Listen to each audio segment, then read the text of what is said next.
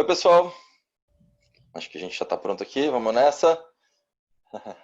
Boa tarde. Estamos aqui para mais um encontro, um papo com o empreendedor. Hoje a gente recebe aqui com muito carinho a Luciana Caletti. Luciana, obrigado pela tua disponibilidade, pelo teu tempo de poder vir trocar um pouco conversar um pouco aqui com os nossos founders também, compartilhar um pouco da tua experiência com a nossa comunidade. Show, legal. Obrigada, Henrique, pelo convite, adorei. Olá, pessoal. Boa tarde. Meu nome é Luciana, eu sou cofundadora da Love Mondays. E acho que Henrique começa contando um pouquinho da trajetória e vamos começar Show. assim? Como é que você quer fazer? Vamos sim, vamos sim. Então, vou trazer uma tagline rapidinho aqui, aí eu já abro para você fazer a sua apresentação, né? Contar um pouco dessa sua história. Então, Legal. pessoal, a Luciana ela é uma empreendedora, ela iniciou carreira trabalhando em empresas corporativas, fundou a Love Mondays, como ela comentou, isso foi em 2013, se não me engano, né? E, e na trajetória dela como empreendedora, ela passou pelos principais marcos aí, os principais milestones, né, numa trajetória de um empreendedor, fundador de uma startup, que é fundar a empresa, ser acelerado, receber investimento de algum fundo de investimento, no caso foram investidos pela Kazek, e depois ser vendido, né, ou fazer um exit, então também viveu essa experiência, ou seja, toda essa trajetória, e ainda tem essa história do pós-exit, que já está durando algum tempo interessante. Então, é, então tem muito aprendizado importante. E a Luciana, de novo, assim, um papo tranquilo, mais um bate-papo mesmo, que a gente vem buscando. Conta um pouco pra gente da tua história. A gente vai querer saber de desafios, a gente vai querer saber de aqueles momentos que deu aquele frio na barriga e falou, ixi, meu, será que vai rolar? Né? Então, tipo, a gente vai tentar explorar um pouco desses momentos que as entrevistas, às vezes a gente não desce nisso, mas nosso principal objetivo aqui é sim olhar muito para esse aprendizado que você conseguiu acumular durante a sua carreira e que a gente possa compartilhar um pouco com os founders que estão com a gente para que eles evitem alguns erros, sejam mais rápidos e tenham um pouco desse aprendizado a partir da tua história. Obrigado mais uma vez. Imagina, beleza, legal, gente. Prazer estar aqui com vocês. Bom, contar um pouquinho da trajetória e a gente abre para perguntas, mas basicamente eu sou gaúcha do interior do Rio Grande do Sul, de Erechim, estudei em Porto Alegre, me formei em Direito na Federal do Rio Grande do Sul e sempre tive o sonho de morar fora. E aí, uma semana depois de formada, eu fui para Londres para ficar inicialmente um ano e acabei ficando 10 anos por lá. Nesses 10 anos, trabalhei no mundo corporativo, que nem o Henrique falou, trabalhei em consultoria de gestão, estava totalmente perdida no início, sabia que não queria trabalhar com direito. Aí fui para consultoria, porque achei que seria um leque amplo de experiências, né, de aprendizado. Depois fiz um MBA e depois fui para marketing na Johnson Johnson, ainda lá na Inglaterra. E eu sempre tive o sonho de empreender, isso sempre foi muito forte dentro de mim. Os meus pais tinham uma pequena empresa e eles tendo vivido os altos e baixos do empreendedorismo, eles sempre quiseram que eu fizesse concurso público. Para a gente lá na nossa casa era o ideal de vida fazer concurso público e eles diziam, né, porque concurso público, chova, faça sol, o dinheiro entra na sua conta no fim do mês, né? E então, mas eu, apesar de ter visto os perrengues de empreender aí crescendo, eu quis isso para mim. Eu não, eu, o meu pai parou de me encher o saco com a questão do concurso público o dia que eu falei que se eu, como funcionária pública, em uma semana, eu acho que eu pularia da janela, porque não é a vida para mim. E aí, essa foi a última vez que ele falou sobre concurso público. E, e aí, enfim, depois de 10 anos, então, no mundo corporativo, eu vi que chegou o momento de tentar realizar esse meu sonho, porque eu já estava ficando confortável na minha trajetória, eu pensei, nossa, né, ali na minha aposentadoria, no fim da minha vida de trabalho, se eu olhar para trás e pensar, né, que eu tentei empreender e fui à falência, no caso, que seria o pior caso, a pior coisa que pode acontecer, né? Ou se eu olhar para trás e pensar, eu fiz uma carreira legal no mundo corporativo, mas nunca tentei esse sonho, né? O que vai ser melhor para mim? E aí eu vi que realmente, se mesmo se eu empreendesse, fosse a falência, se desse tudo errado, eu preferiria ter essa experiência do que nunca ter tentado. E assim, então, tomei a decisão na minha cabeça de empreender. Durante o MBA, a gente fez uma viagem lá para o Vale do Silício, e aí eu conheci, entrei em contato com o mundo da tecnologia, que para mim até então era totalmente estranho. E aí eu visitando as empresas lá maiores do Vale do Silício, para mim caiu a ficha do que quer dizer um modelo de negócio escalável. E eu me apaixonei por isso, né? Porque eu vinha de indústrias não escaláveis, né? Ou pelo menos como a gente conhece elas hoje, não são escaláveis, então do direito, depois da consultoria. E me apaixonei por isso. E aí ali eu decidi, eu quero ter uma startup de tecnologia sem ter a mínima noção de tecnologia ou mesmo do que era uma startup. E aí eu olhei para minha conta bancária, vi um rombo imenso, porque eu fiz um empréstimo para pagar o meu MBA, e aí eu falei, não, não vai ter jeito, eu não vou conseguir empreender agora, eu vou achar um emprego. E aí começou o meu planejamento financeiro, né, antes de empreender. Então eu fui para Johnson Johnson, fiquei 2 anos lá, nesses 2 anos guardei dinheiro, e construí aí uma rede de segurança de 6 meses. Então eu tinha 6 meses que eu podia pagar as minhas contas sem ter entrada de nenhum dinheiro. E esse planejamento financeiro antes de empreender, para mim, foi importante, porque eu sabia claramente o timeline que eu tinha, que eu podia ficar sem entrada de nada, né, de zero, e era 6 meses o que eu consegui economizar. E aí, isso eu estava ainda morando na Inglaterra. No MBA eu conheci o meu marido, o Dave, que é irlandês, e ele também estava super afim de empreender, e aí isso era 2012, quando a gente tomou realmente a decisão, e aí viemos para o Brasil em 2013 para começar um negócio. A gente chegou aqui sem ter a menor noção do que a gente faria. A gente chegou no início de maio e aí teve um amigo nosso que nos falou do programa Startup Brasil, que vinha com um investimento de até R$ 200 mil e um programa de aceleração, né? E sendo o programa do governo, eu fiquei super cética, na verdade. Eu falei, isso aí vai ser tudo cartas marcadas, porque é do governo e tal.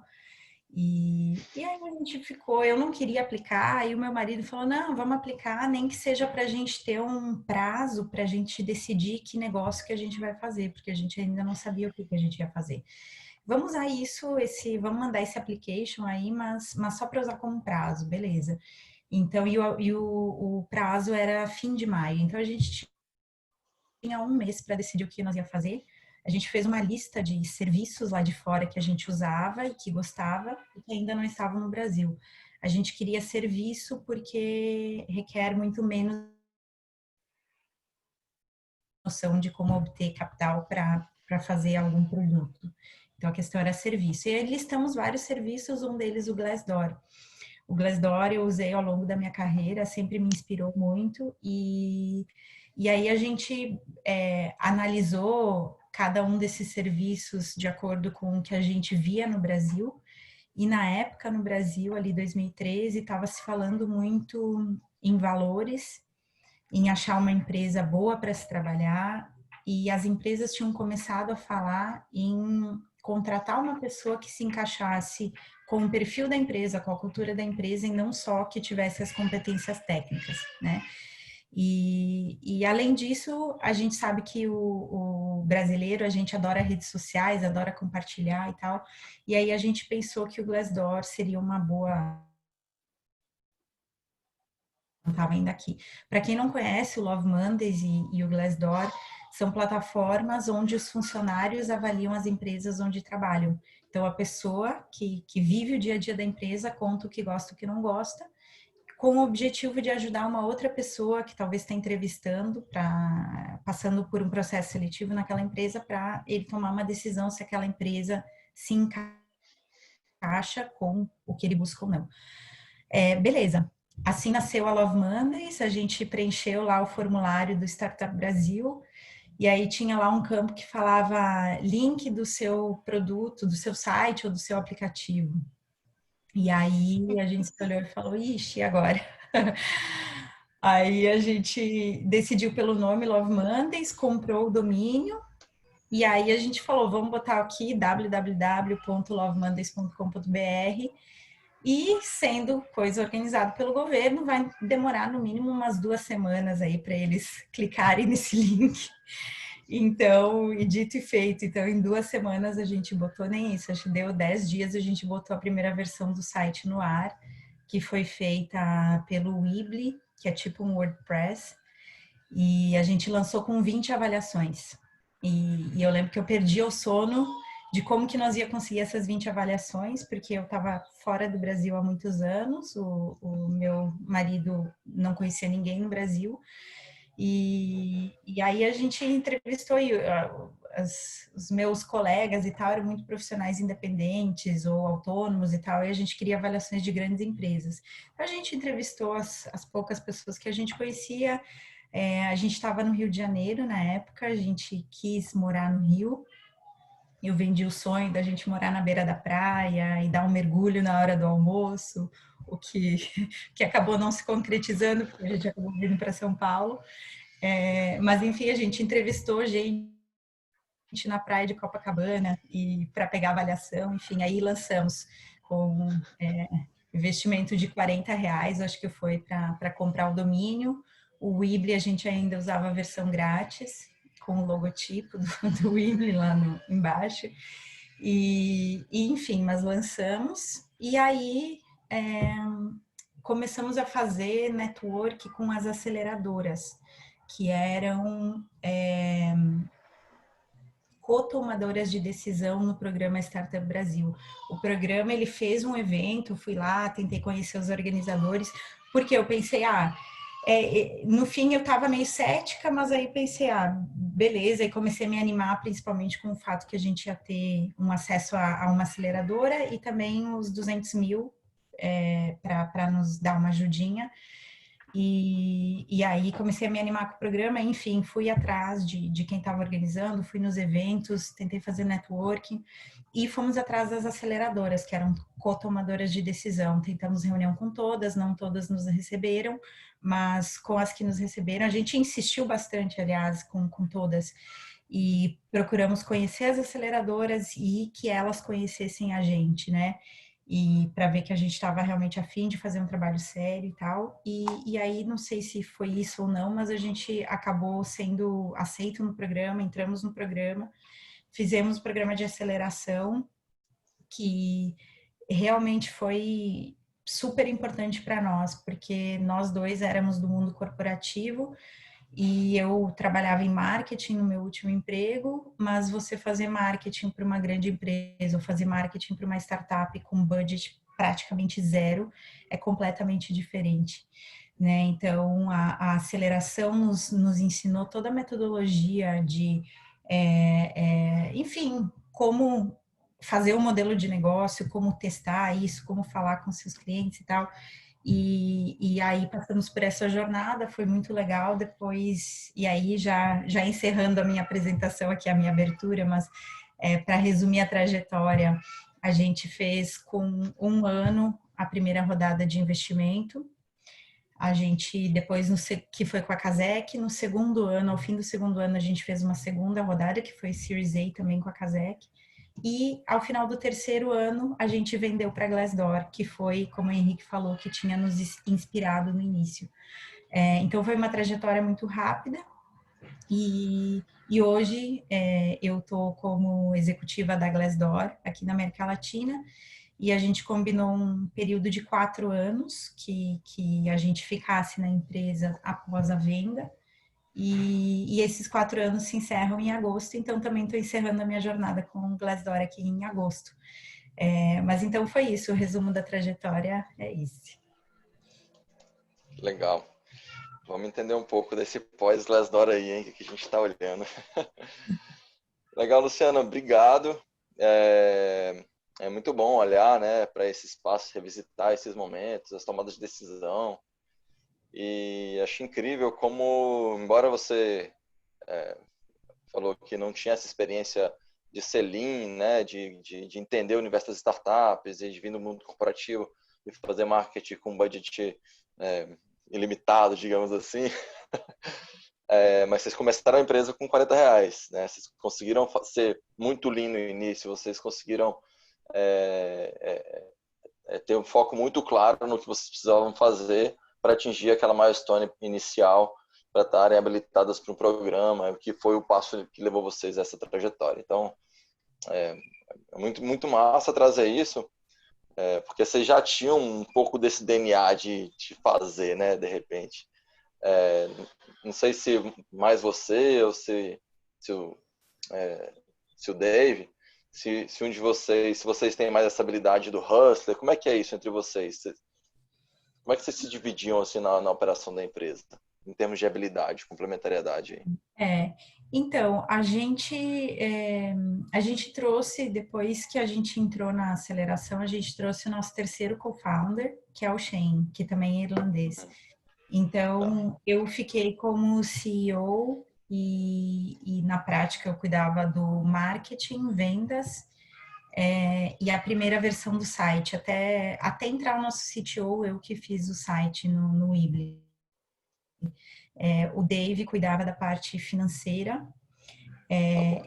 e depois ao longo dos anos a gente mudou, e depois o Shane, quando ele entrou, aí ele refez todo o site, e aí o Dave cuidava de produto e financeiro, o Shane de tecnologia, e eu fiquei com marketing e vendas por muitos anos. Depois acabei passando a bola de vendas, mas ficava com isso e mais liderança em geral, cultura, esse tipo de coisa.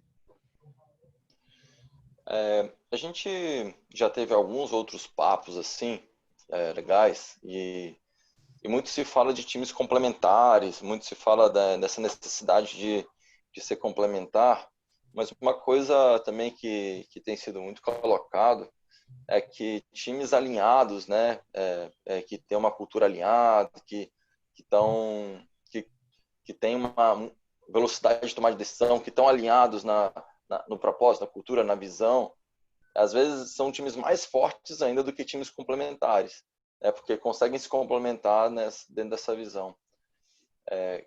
Como é que isso foi para vocês, né? Então você tem dois irlandeses, você teve uma experiência de viver na Inglaterra por 10 anos, então também pegou bastante dessa cultura de lá, mas como é que foi para vocês assim, isso quando você traz um segundo co-founder de lá, tem esse propósito, não tem? Como é que foi isso assim? Tem Eu acho que é extremamente importante você ter habilidades complementares, porém valores parecidos, né? E objetivos parecidos. Então, vocês estão me ouvindo bem? sim, a Tá, gente está legal. vendo bem. Então, às vezes eu vejo o pessoal saindo da faculdade falando: ah, vou começar uma startup. Legal, com quem? Com dois colegas meus, né? Meus melhores amigos. Então, beleza, legal, que bom que vocês são melhores amigos, mas vocês passaram pela faculdade juntos, aprenderam as mesmas coisas. Será que não é melhor pegar pessoas diferentes, com habilidades complementares? Então, acho isso extremamente importante. A tendência é a gente procurar a gente como a gente, né? E então, assim, tente procurar um pouco fora da sua zona de conforto, mas também é importante que você trabalhe bem com essas pessoas. Então, fazer um teste quando você está procurando um co-founder, faz um mini projeto junto, tenta ter alguma experiência de trabalho junto para entender se vocês trabalham bem juntos, assim, se o estilo de trabalhar é o mesmo. Quando começar efetivamente a startup, eu acho super importante falar sobre coisas que no início parecem muito, muito distantes e muitas vezes irrelevantes, mas que eu acho que são bem importantes. Por exemplo, vamos querer acelerar ou não vamos? Vamos querer captar investimento externo, não vamos. Essa é uma empresa que a gente quer se aposentar fazendo isso, ou a gente está aberto a vender se aparecer comprador, a ter um exit, né? Esse tipo de coisa no início parece, esse vai ser um ótimo problema para ter quando ele chegar, né? Mas é importante falar sobre essas coisas com os seus co-founders, porque a maioria das startups que tem problemas internos é problema entre co-founder. E geralmente é uma coisa de questão de alinhamento, né? Então a gente sempre foi muito claro que a gente sim estava disposto a acelerar, estava disposto a levantar investimento e, portanto, abrir mão de uma porcentagem da empresa, e sim a gente estava disposto a vender. Não era um projeto de, eu quero me aposentar com essa empresa, né? Se for esse o caminho, ok. Mas se aparecer uma opção de venda, a gente também estaria aberto a isso, né? Então, isso é extremamente importante de alinhar. A gente sempre teve o pensamento de a gente prefere ter uma fatia menor de uma pizza maior do que ficar com a pizza pequenininha, mas só para nós três, né? Então, acho que essas coisas são importantes sim alinhar, porque principalmente a questão de dar, de perder uma porcentagem da empresa e de eventualmente no fim da história, não no fim da história, mas em algum momento do caminho você perder o controle da tomada de decisão, isso não é todo mundo que topa, entendeu? Então é importante alinhar e para nós isso foi conversado no início, então isso foi bem legal. E questão de valores, né? Essas coisas também é importante você tentar conhecer a pessoa para ver se vocês operam dentro do mesmo, sei lá, o conjunto de valores ou se não mesmo de valores parecidos, né? Isso é fundamental. A gente tem acompanhado muito isso mesmo, e quando tem problema interno, não funciona, né? Ou se consegue achar um alinhamento, ou então, sinto muito, já foi. Porque a empresa são pessoas, né? Então, se as pessoas não estão funcionando, a empresa não vai funcionar. E como é que foi para você, Luciana, essa experiência de trabalhar com o Dave, né? Que é o teu esposo. Como é que foi essa experiência? Porque assim, eu sei que vocês vieram, vocês já tinham a intenção de empreender junto, então vocês vieram para o Brasil já com essa cabeça, né? Vamos achar um business para a gente construir. Ou seja, já tinha um alinhamento de propósito, né? De visão. Isso é muito legal. Mas a gente sabe que eu sou casado, tenho filhos e tenho empresa, não trabalho com a minha esposa, mas imagino que isso, alguns momentos podem se confundir, né? As coisas. Como é que isso foi para vocês? Como é que vocês lidaram com isso? Entendeu? Teve algum momento mais difícil ou foi bem tranquilo para vocês? Então, não recomendo ir com seu marido, com a sua mulher, com a namorada, não recomendo, tá, gente? Assim, a nossa intenção, na verdade, nunca foi ficar por tantos anos, foram 7 anos no fim da história, né? Que se encerram agora, 7 anos. A gente nunca teve a intenção de fazer toda essa jornada junto, a intenção era a gente ficar um ano construindo um negócio, os dois juntos, e depois de um ano, quando esse negócio estiver um pouquinho mais estruturado, um de nós sairia, começaria um outro negócio e o que ficou com o negócio original apoiaria o outro. Santa ingenuidade, eu acho que a ingenuidade que a gente tem no início de empreender é uma das grandes coisas positivas, de uma certa maneira, que acho que se a gente soubesse o quão difícil a trajetória era, talvez a gente não faria, né? Mas enfim, grande ingenuidade, por quê? Porque quando chegou um ano de negócio, primeiro que o volume de trabalho só aumentou, nunca diminuiu, né? E a gente já estava então em 3 pessoas e precisava de 10. Não é que um estava liberado para sair, muito pelo contrário, o volume só aumenta.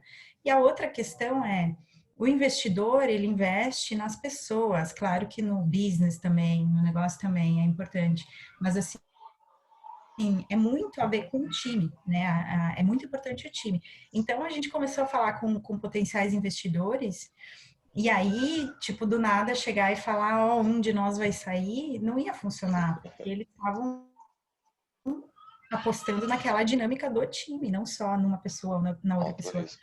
né? Enfim, então a gente acabou continuando junto, mas eu não recomendo. Acho que tem os prós e os contras, acho que Os contras é que você não consegue separar a vida pessoal da profissional. A gente é ser humano, a gente é uma pessoa só, então não tem essa história de, vou chegar em casa e deixar tudo da porta para fora. Se alguém descobriu como fazer isso, me conte, porque eu gostaria muito disso, né? A gente não consegue. É, Então, isso se mistura. Por outro lado, eu acho que o lado positivo é que você consegue ter uma relação de confiança e de apoio que você não teria ou seria muito difícil ter com um outro co-founder, né? Que não é o seu parceiro de vida também. Então, assim, se não fosse ele, eu teria desistido N vezes. E eu sei que se não fosse eu, ele também teria desistido N vezes. Porque quando um tá para baixo e fala, meu, não vai dar certo, o outro fala, não, vamos lá, vamos continuar, só mais hoje. E vice-versa. Então, você vai indo assim e você tem essa relação de confiança e empatia muito grande. Então, isso foi muito legal. Mas no balanço geral, eu não recomendo, não quero. A gente sempre falou, 7 anos juntos já está mais do que bom. Aí, então, eu acho que outros co-founders, até um dos fundadores da aceleradora que a gente participou, ele brincava, porque ele falava, sempre eu vi que não era para pegar a empresa de casal, né? Empresa fundada por casais, mas os dois maiores exits que eles tiveram foram empresas fundadas por casais. Então ele sempre faz essa. E a gente que foi da nossa turma também, a gente acelerou também com a outra empresa também de um casal. legal. Enfim, tem os prós e os contras, mas eu acho que no geral eu não faria de novo. Legal. Isso para a gente também era um ponto, ainda é um ponto de análise, a gente, olhando aqui com o chapéu de investidor agora, né? É um ponto de análise para a gente analisa esse risco da relação, porque a gente sabe que se há um rompimento, isso em qualquer dos âmbitos, né? Que seja na sociedade, ou seja no matrimônio, isso vai gerar um impacto no negócio. Então, isso é um ponto importante. E aí eu não sei se nos seus investidores, se eles pediram alguma coisa, teve alguma segurança jurídica, alguma coisa que eles pediram para investir em vocês, olhando para esse risco, né, do casal ou não? Não, eles não pediram nada. Uhum, Mas eu lembro que na última conversa que foi num café da manhã com os três partners lá do fundo, eles olharam para a gente e falaram: a gente não investe em casal e a gente não investe em estrangeiro empreendendo no Brasil, né? Porque pode ir embora, é muito fácil da pessoa ir embora e largar. uhum, Mas justamente para nos desafiar, né? E aí, dos estrangeiros no Brasil, os meus sócios falaram que, enfim, estavam comprometidos e queriam morar aqui. E a do casal, eu que respondi. Eu falei: olha, esse é um fato, né? Isso a gente não pode mudar. Isso não vai mudar. uhum. Então, isso faz parte de quem a gente é. O que eu posso falar é que a gente trabalha muito bem junto, né? Mas isso é uma coisa que os investidores têm que estar confortáveis ou não estar confortáveis, mas não é uma coisa que a gente pode fazer algo a respeito, né? E no fim eles Legal. toparam. Mas vocês tinham vesting, é um instrumento padrão, né? Não necessariamente para casal ou para estrangeiro, mas que traz uma segurança de alguém sair e levar muita participação da empresa, né? Isso vocês tinham esse contrato, não? A gente tinha um contrato padrão que eles fazem com todo mundo que tem um vesting, sim, mas Tá não bom, foi nada diferente por a gente ser casal, né? Foi o vesting padrão. perfeito. É um pouco do que a gente também está usando. Então, a gente tinha essa parada, era bem mais difícil para a gente trazer casais. A gente desencanou total disso, falou, meu, desencana, o time tem risco de todo jeito, estamos lascados, Isso mesmo, isso eu né? acho. Isso igual. Então, tipo, vamos nessa, velho, deixa rolar. Casal é bom que já tem uma sinergia, né? Tipo assim, tem um risco a mais, mas também tem uma vantagem ali. Então, vamos nessa. Tem um comprometimento a mais de querer fazer funcionar também, né? Porque são as duas coisas no fim da história, né? Se é um outro sócio, sei lá, brigou, não quer nunca mais olhar na cara, né? Ok. E já um casal é diferente, né? Rola, isso rola. Legal. Eu queria entrar um pouco para falar sobre o processo de evolução, né? Então, você falou que a aceleração foi muito importante. Pelo que você me disse, você trouxe, isso conseguiu gerar uns mindsets corretos para vocês, né? O que mudou? Quais foram as principais mudanças profundas de comportamento, de entendimento de construção de negócio que vocês tiveram saindo do mundo corporativo e entrando para o mundo de startups, né? Passando por esse processo de aceleração e para os primeiros passos do business aí pós-aceleração? Eu acho que duas coisas principais, assim. A primeira é foco em execução. É tipo botar a mão na massa. Por exemplo, logo no início, a gente seguiu duas coisas em paralelo. Uma foi uma descrição do que a gente queria para o site, para terceirizar aquilo para uma empresa, né? Uma descrição de 10 páginas, assim, falando das funcionalidades e tudo. E outra foi, bota a mão na massa, pega o Weebly e pega e faz, né? E a gente viu que depois daquele documento de 10 páginas que a gente escreveu, foi totalmente irrelevante, nunca usamos aquilo, né? E então, assim, foco em execução, né? Pega e faz, e não se preocupar, e um parênteses dentro dessa execução, a gente sempre ouvia muito em tem que ser escalável, tem que ser escalável. E eu acho que logo no início, você não pode pensar tanto na escalabilidade, não do modelo em si, o modelo de negócio em si tem que ser escalável, mas o que você está fazendo, o REC que você está fazendo naquele momento, não precisa ser escalável. Porque quando você chegar na próxima fase, o mundo já vai ser outro, as condições vão ser outras e você vai ter outras opções. Então, por exemplo, a gente começou a aumentar o número de avaliações via mensagem no LinkedIn. O LinkedIn me bloqueou de mandar mensagem não sei quantas vezes, tipo, porque achava que eu estava mandando spam e efetivamente Uhum. estava mandando spam. Era. E isso, então, não era escalável, mas a gente pensava, tá, e isso a gente está fazendo para conseguir 100 avaliações. E como que a gente vai fazer quando esse recurso se esgotar, né? Então, não pensa, chega nas 100 avaliações, depois o mundo é outro. Outra coisa, a gente, cada Sim. avaliação que entrava, a gente calculava num Excel a nota da empresa. Então, calculava no Excel e pintava as estrelinhas do rating lá da empresa eram imagens, e a gente pintava de amarelo, tipo, a 3,7 é mais ou menos aqui, tipo, bem mesmo. E pintava lá de amarelo mais ou menos o que seria. E subir a imagem.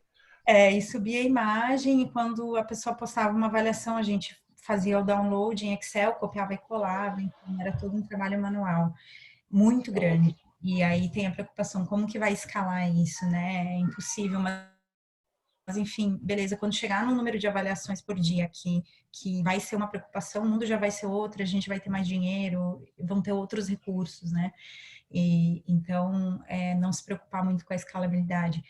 E a segunda coisa que eu acho que para mim foi o grande aprendizado de empreender é se contentar com o bom o suficiente. Eu acho que principalmente no mundo corporativo, as coisas meio que tem que sair perfeitinhas, sabe? Não estou criticando, até porque as grandes corporações já têm uma marca estabelecida, uma marca a preservar, enfim, né? Cada um do Os seu jeito. processos já são maduros, eles garantem essa qualidade, né, também. Isso, exatamente. E numa startup você tem que estar satisfeito com o bom o suficiente. E eu era muito assim, tipo, primeiro passo, deixa tudo bonitinho, redondinho para ir para o segundo passo. E na startup não, toca para frente, tá bom o suficiente, toca para frente, depois a gente volta, entendeu? É, e com coisas assim, tipo, mesmo padrão de qualidade bem baixo, assim, por exemplo, um e-mail nosso, quando a gente já tinha sistema, já tinha e-mail, pô, e aquele e-mail tá com erro de português, isso era uma coisa que sempre me incomodava muito. Beleza, toca para frente, vamos lá. Quando der tempo, a gente volta e corrige, enfim, interações rápidas e tocar e lançar, sabe? E Uhum. beleza, vamos embora, vamos embora. E falando da escalabilidade, só para dar uma noção, do quanto a gente não precisa se preocupar tanto no início, a gente, como Love Mondays, a gente levou 9 meses para conseguir as 1.000 primeiras avaliações. Então, foram 1.000 avaliações em 9 meses de empresa. No fim da plataforma Love Mondays, antes da gente virar a Glassdoor, a gente recebia 2.000 avaliações por dia.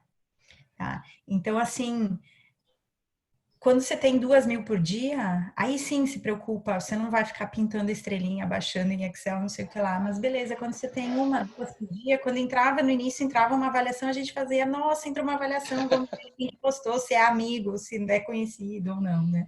Era aquela festa. E, enfim, então, não se preocupe tanto, e era uma coisa que eu, vendo tudo de startup, tem que ser escalável, eu me preocupava muito com isso. Depois eu vi, meu, não perde tempo.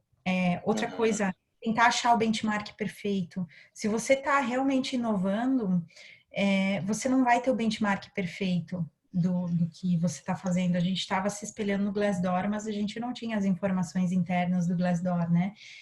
Então, assim, acha um KPI meia boca, acha um benchmark. É importante ter esses KPIs, é importante fazer o tracking, mas não tente achar o benchmark perfeito, porque se você está realmente inovando, você não vai conseguir, sabe? Então, não, perdi, sei lá, dias e semanas tentando achar o benchmark perfeito.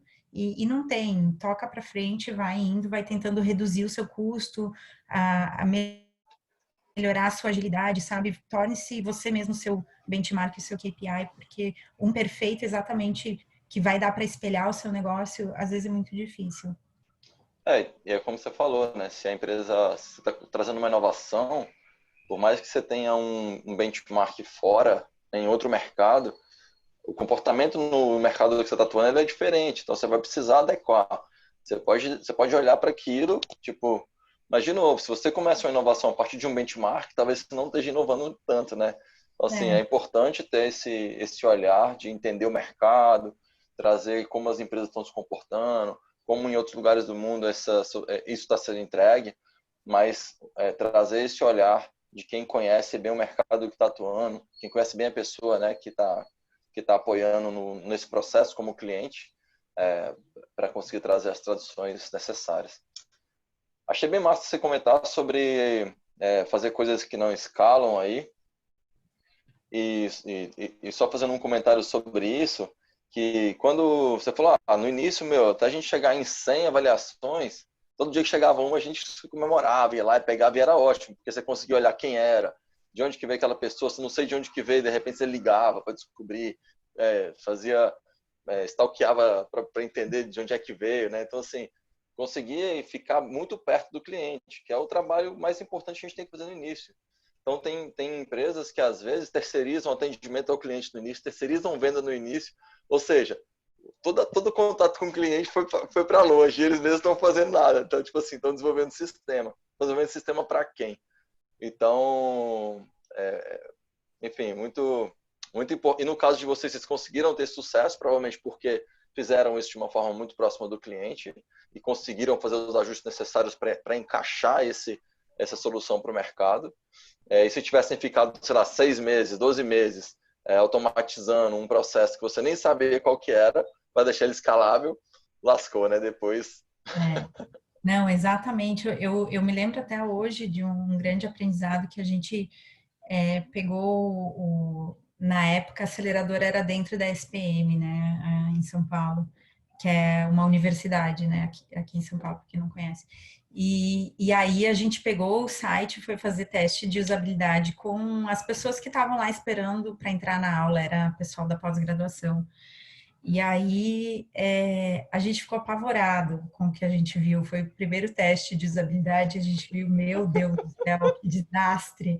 Tipo, as pessoas que estão postando avaliação hoje têm que ganhar um prêmio, porque assim, era muito difícil, muito ruim de usar. Eu lembro que aqui a gente aprendeu, nossa, a gente botou também uma janelinha de chat num momento e aprendeu horrores falando com o usuário. E sempre nós, os founders mesmo, fazendo isso. A gente nem, esse trabalho de responder a chat, por exemplo, a gente não dava para o estagiário de, sei lá, alguma coisa, não. A gente, os founders, a gente fazia isso. Vendas, a Legal. mesma coisa.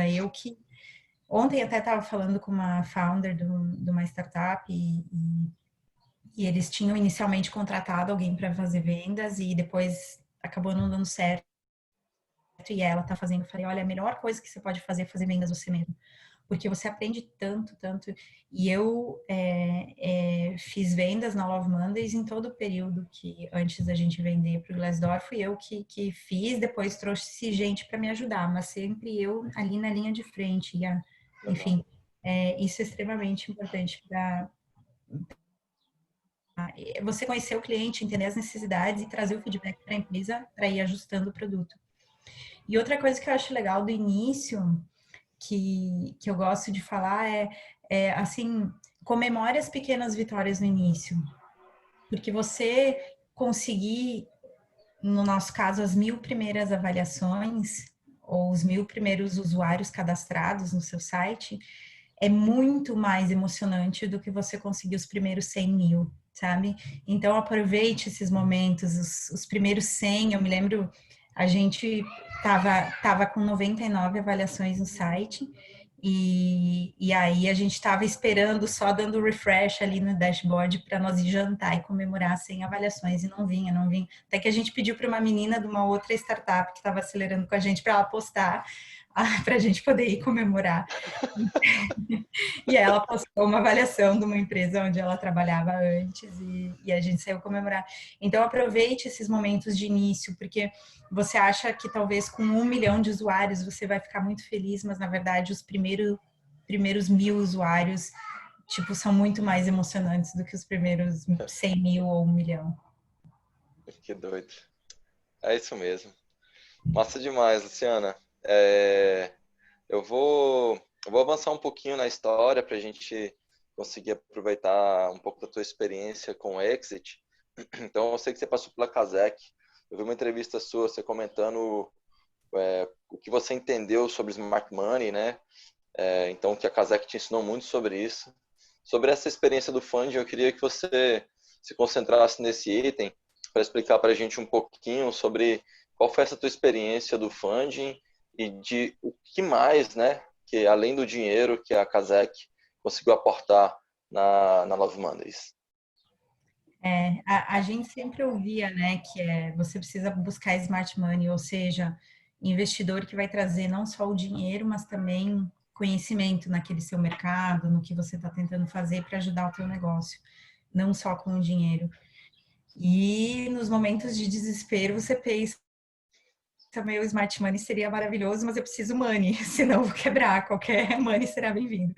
E no fim, a gente acabou tendo sorte de ter duas propostas na mesa e acabamos fechando com a Kazek.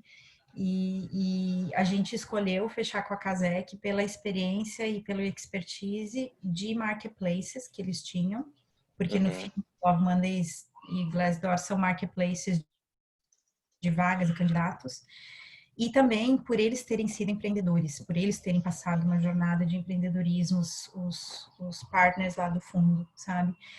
Por esses motivos a gente decidiu fechar com eles. E eu sempre falo que se a gente tivesse recebido dinheiro, porém nenhuma ajuda em termos de estratégia, de o que fazer, como fazer, quando fazer, com certeza não teria dado certo o negócio. Então, é extremamente importante você conhecer bem os investidores, entender quais são as expertise dele e entender qual que é a mentalidade, sabe? Qual que é o mindset. Por exemplo, a gente sempre achava que a Love Mondays precisava de escala e massa crítica de usuários para conseguir monetizar de maneira significativa. E todos os investidores com quem a gente falava, eles falavam: ah, não, você tem que gerar receita agora, porque isso vai provar o seu modelo de negócio. E eu não acho que isso está errado de maneira nenhuma. Em 99% dos negócios isso é verdade. Porém, num negócio como o nosso, que é a atração de talentos, eu preciso, para eu vender atração de talentos, eu tenho que ter talentos na minha plataforma.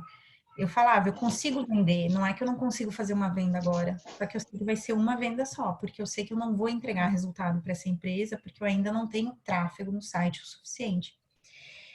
E a Kazek foi o único fundo, na verdade, que veio com o mesmo mindset, que falou, não, vocês estão certos, a gente está alinhado, vocês têm que crescer a Uhum. escala para depois monetizar.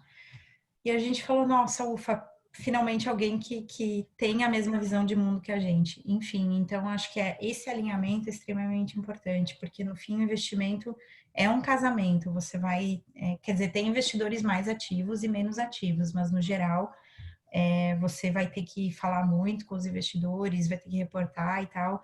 E nossa, eu realmente acho que a gente não poderia ter tido melhores investidores. Foi um relacionamento muito, muito bacana do início ao fim.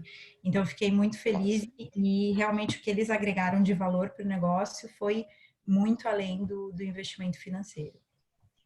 Que doido. É, é isso mesmo, assim, eu fico muito feliz de te ouvir falando isso. Hoje o nosso mercado está bem mais maduro, né? O mercado de VC no Brasil, assim, está bem mais maduro. Mas ainda assim, existem muitos investidores mais conservadores, que pedem break-even para a empresa muito cedo.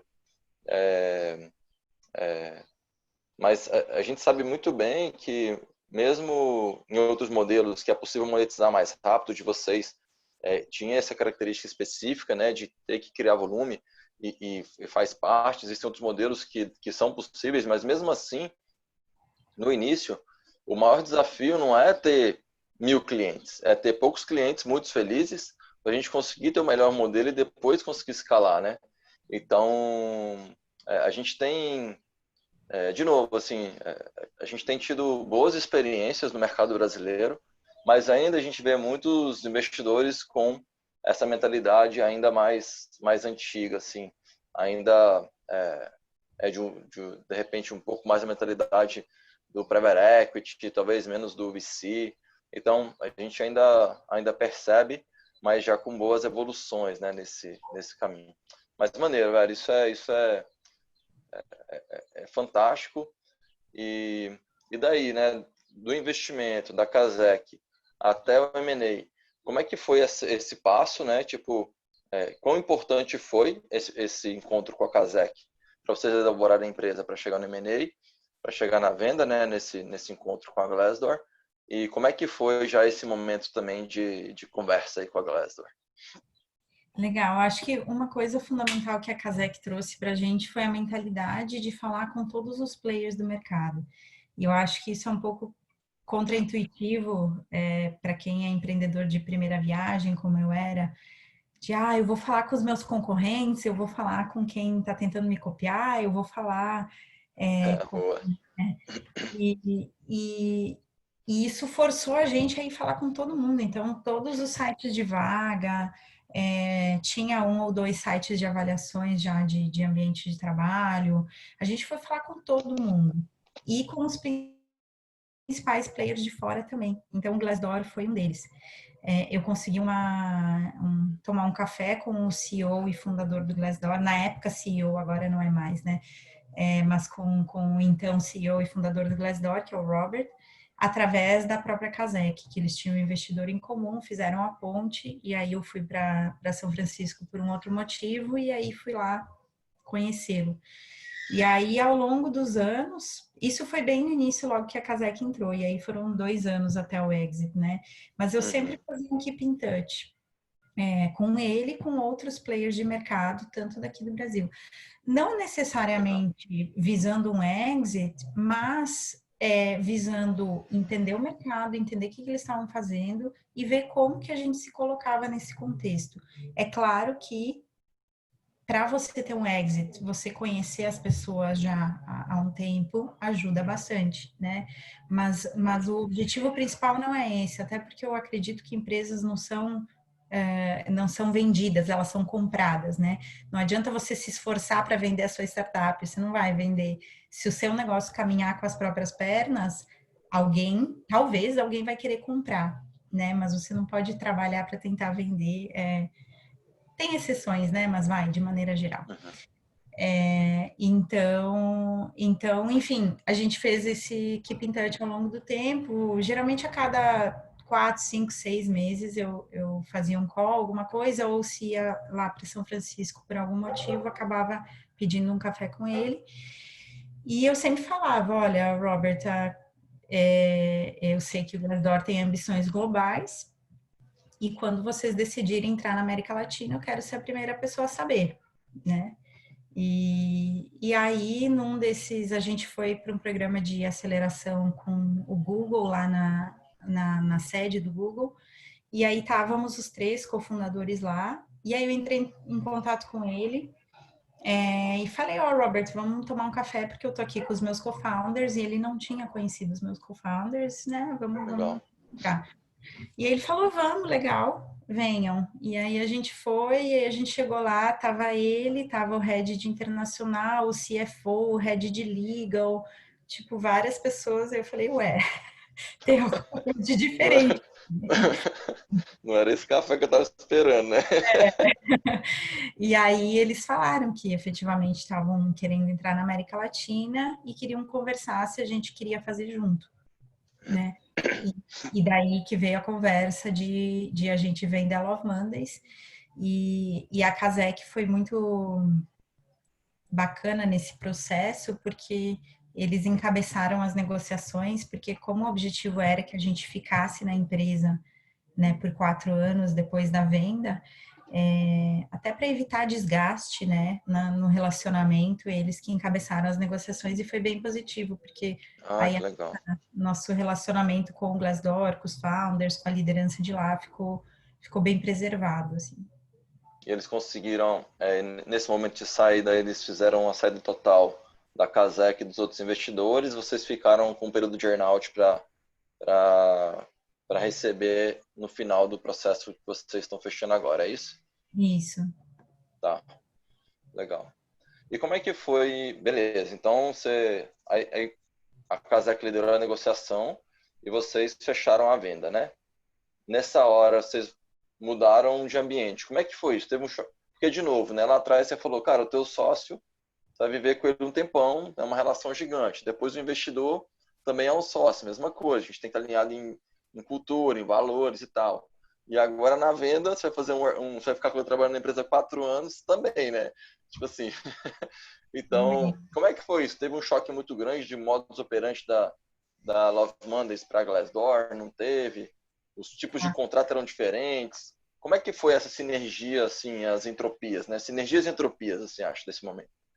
Legal. Henrique, só antes de eu responder a tua pergunta, eu queria falar uma coisa que eu não falei, que eu Claro. acho que foi bem importante na nossa trajetória. Se você está tentando, se você quer levantar investimento e pensa que um exit é um potencial futuro para sua empresa, deixa a casa em ordem desde o início, sabe? Faça tudo direitinho desde o início, porque senão se acumula um passivo trabalhista, um passivo jurídico que não vale a pena. E também nos pontos de integridade, na verdade, era mais isso que eu queria falar. Seguinte, quando a Love Mondays começou a crescer, tinha uma pessoa que tinha comprado o site glassdoor.com.br aqui no Brasil. A Love Mondays começou a crescer e essa pessoa entrou em contato com a gente e falou: Ó, eu tenho esse domínio, vocês querem comprar? Pra gente foi muito óbvio, primeiro eu falar, vamos comprar o domínio. Só que aí a gente parou e pensou, meu, e se a gente estreitar essa relação com o Glassdoor em algum momento? Imagina o quão chato vai ficar que a gente comprou o domínio deles aqui no Brasil, sabe? Uhum. E aí a gente não quis comprar, a gente falou não, porque isso vai ficar extremamente chato, vai parecer que a gente está agindo de má fé, sabe? Então, coisas pequenas assim, antes de você se jogar, pare e pense um pouco como que pode ser a percepção. Porque eu acho que isso poderia ter deteriorado a nossa relação, sabe? Então, coisinhas pequenas assim que mostram a sua integridade, a sua intenção, Total. não pisar na bola, sabe? E realmente, quando a gente entrou na conversa de aquisição, aí eles foram ver isso. Imagina se eles tivessem ido ver e falar, pô, vocês compraram nosso domínio aí no Brasil, sabe? Eu acho que ia ter ficado bem chato. E aí, quando eles falaram, vamos comprar o domínio glassdoor.com.br, a gente falou, a gente até tem o contato de quem quer esse domínio, porque eles nos ofereceram para vender, a gente não comprou, mas a gente tem o contato, enfim. Então, pense nas coisas, desde o início é importante agir com transparência, agir com integridade, porque isso pode vir a pesar depois também. Aí, respondendo a questão, a gente deu muita sorte, porque a cultura do Glassdoor é realmente parecida, muito parecida com a da Love Mondays, em termos de valores, em termos de operar, e principalmente em termos de visão de mercado e de estratégia. Foi sorte, foi coincidência, e isso facilitou muito a vida, porque a gente migrou para a plataforma Glassdoor só no último ano, então faz um ano agora que a gente migrou. Antes a gente continuou operando de maneira praticamente independente com a plataforma Love Mondays, né? E, e foi muito fácil trabalhar junto com eles, porque eu reportava para o Robert, para o CEO da época, e ele falava, ó, keep doing what you're doing, né? Vai tocando, vai, continua fazendo o que você está fazendo. E então era muito fácil, porque a gente tinha um alinhamento, mas assim, foi sorte. Acho que o que ajudou foi realmente a gente se conhecer ao longo dos 2 anos e ter trocado ideia. E a gente até falou com outros players, não do mesmo mercado, mas de mercados parecidos, outros players que tinham uma visão de mercado a longo prazo muito diferente da nossa. Uhum. E aí eu acho que se tivesse rolado um exit para uma empresa com uma visão muito diferente, com certeza teria sido muito mais difícil. Mas para nós foi muito tranquilo. Eu adorei trabalhar com o Glassdoor, foi muito fácil para a gente, por ser parecido e por ter uma visão parecida. E mesmo quando chegou na hora da migração para a plataforma Glassdoor, que aí a gente teve total interação com o time de lá, e foi uma experiência fantástica, porque todo mundo trabalhou em colaboração, todo mundo trabalhou muito bem junto, e foi sorte. Eu acho que é importante você ter dentro da sua startup uma cultura definida, valores definidos para guiar, né? Mas para nós foi muito simples, o pós-aquisição foi muito simples, eu acho que foi um casamento bem sucedido, assim, a gente se trabalhou muito bem junto. Mas teve alguma mudança mais profunda, assim? Porque a partir daquele momento você é um parte integrante de um complexo muito maior, né? Então, beleza, a cultura era a mesma, era a visão alinhada, isso facilitou muito. Mas o que foi as principais mudanças, né? Você antes era fundadora de uma startup, onde começou como CEO, foi para marketing e tal, e aí a partir desse momento você é, era parte de uma corporação muito maior, né? Então isso mudou. Imagino que isso tenha mudado algumas coisas importantes aí para vocês. Sim, quando a gente estava ainda como Love Mondays, nos 3 primeiros anos, na verdade foi muito pouco. Mas depois, quando a gente começou a fazer a migração para a plataforma Glassdoor, aí sim, né? Aí você realmente se engloba numa empresa muito maior. Então, a gente era em 30, 35 pessoas, e aí você lida com uma corporação de mais de 1.000 pessoas. E aí as coisas andam numa velocidade diferente. Por mais ágil que seja a empresa, as coisas demoram mais para ser decididas. Claro. Então, assim, eu acho que o que foi importante para nós como founders e para a equipe também, para alinhar a equipe, né, nessa transição para o Glassdoor, foi entender os ganhos e as perdas, né? Então, beleza, gente, a gente está sim perdendo agilidade de uma certa maneira, porque precisava tomar uma decisão, nós entrava as pessoas relevantes dentro de uma sala, conversava, beleza, meia hora, tomada a decisão, toca a ficha, né? E depois, quando você está numa empresa de 1.000 pessoas, é claro que as coisas demoram mais, é inevitável. Então, por exemplo, isso seria uma perda. Qual que é o ganho que vem? Pô, o ganho que vem é todo o expertise, todo o conhecimento de dentro, que antes a gente olhava o que o Glassdoor estava fazendo e ficava pensando, por que será que fizeram? Qual foi a métrica que driveou essa mudança, né? E a gente tinha, então, acesso a todo mundo, né? Era pegar o e-mail, o Slack, entrar em contato, marcar um call, e a gente tinha acesso a todo esse conhecimento. Então, em termos de aprendizado, foi fantástico.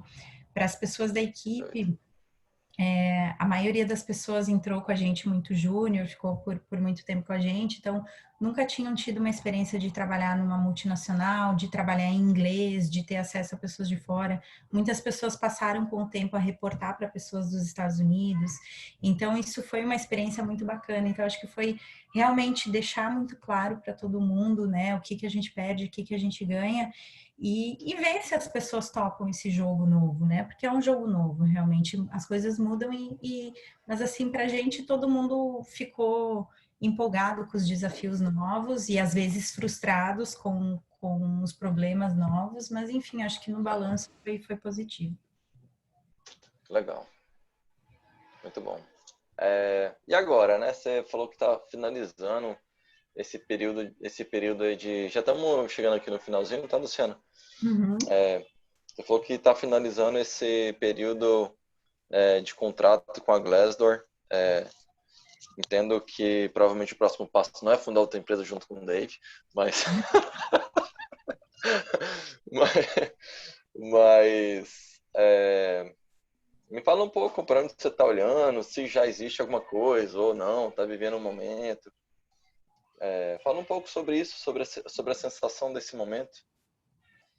Bom, para onde eu tô olhando agora, sinceramente, é para as minhas férias. Eu quero tirar Compreendo. Eu quero tirar um sabático. No fim, foram 7 anos praticamente sem férias. Founder não tem férias, né?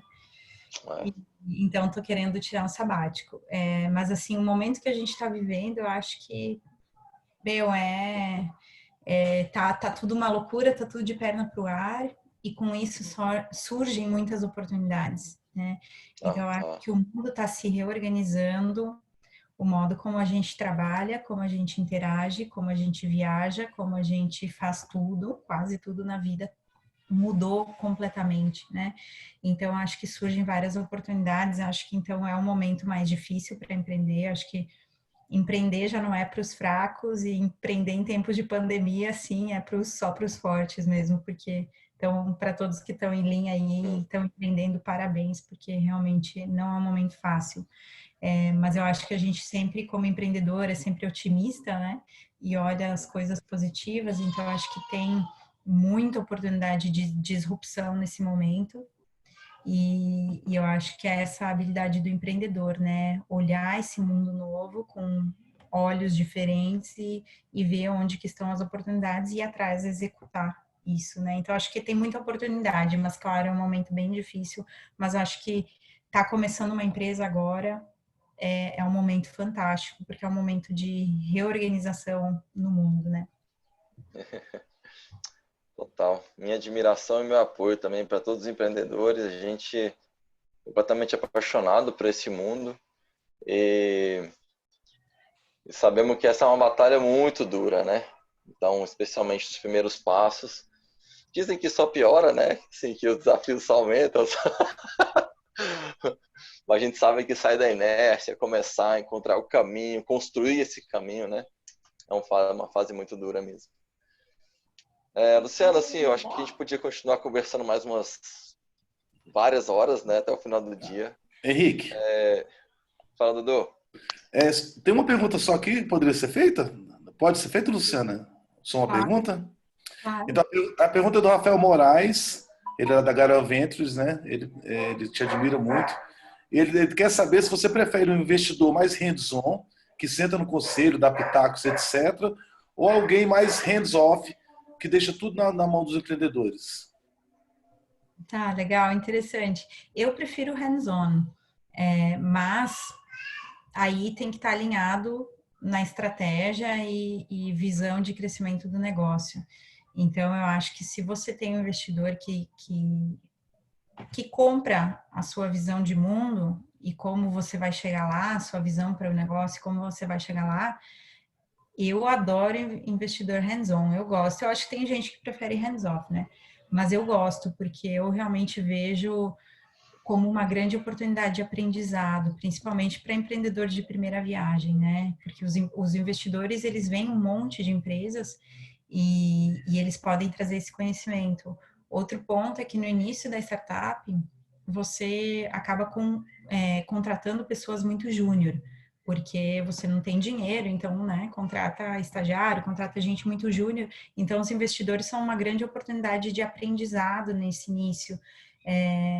E a gente sentiu isso muito, a gente aprendeu horrores. Então, eu acho que para nós foi uma experiência bem boa. Eu prefiro hands-on. Muito bem.